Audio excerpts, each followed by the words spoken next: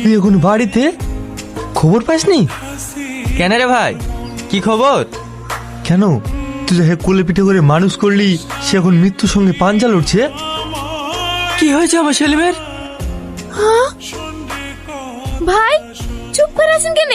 বলেন আমার সেলিমের কি হয়েছে? সেলিম অ্যাক্সিডেন্ট করেছে, ও এখন হসপিটালে ভর্তি আছে। ডাক্তার বলেছে ইমিডিয়েটলি অপারেশন করতে হবে। অপারেশন করতে 5 লাখ টাকা লাগবে, কিন্তু টনি ভাইয়ের কাছে এখন এত টাকা নেই। জানি না ম্যানেজ করতে পারবে কিনা।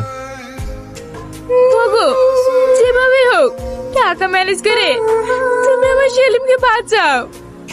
কিন্তু আমার কাছে তো এখন এত টাকা নেই।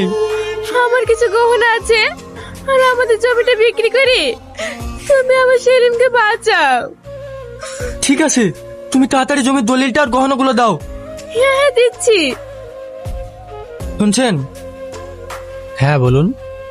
আপনাদের হসপিটালে সেলিম নামের যে পেশেন্টটি ভর্তি আছে, এই নিন তার অপারেশনের টাকা। ও, আপনি পেশেন্টের কে হন? আমি ওর চাচা।